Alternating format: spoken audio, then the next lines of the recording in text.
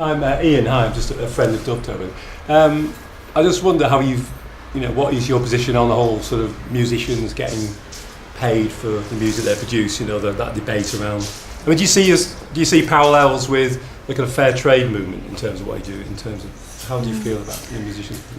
I think okay, so it's really, really difficult for musicians, and it always has been, I think, really difficult for musicians to make a long-term career out of music. And I think where you used to have bands would go and get signed, they'd get a record deal, but quite often they'd never really make any money out of that in the long term. I think now the music industry is in a completely different place, and I think it's really hard. If you're a new band, it's an incredibly difficult thing to make a long-term career out of music. But I certainly think that, bands should be rewarded for their art. If you play at a commercial music festival where people are paying to come to the music festival, then of course if you're a band you should be paid.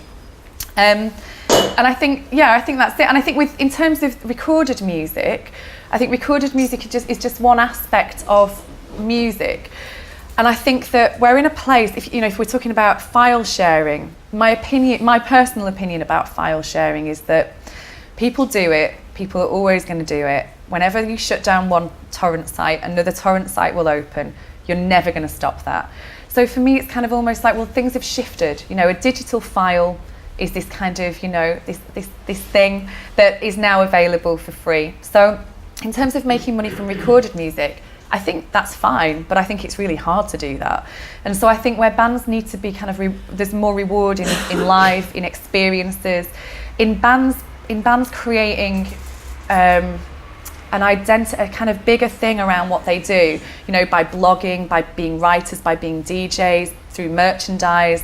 And so I think there are other ways in which bands can earn income. But I also think all the middlemen have gone. So where in the past you had to share a slice of the pie with a million other people, now you can make more money because you can control what you do. It's a bit like the fair trade movement in a way, isn't it? Yeah, that's it. And I think that's great for music, because in the past I think you just had a lot of really rich kids kind of determining what we all wanted to listen to. And now you've got kind of musicians being able to carve their own careers in music and do it in a way that they want to.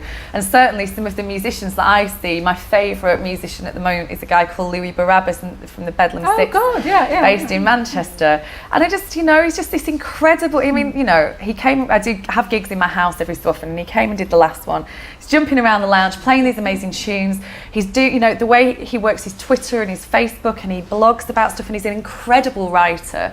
And the way he talks, we have him on panels, and I just think for me he's an incredible example of the modern musician. But he's got his own label as well, hasn't he? He has his own label, Debt Records, great name for a label, and he's working with lots of acts and helping give acts that platform. For me, he encapsulates everything it is to be a modern musician.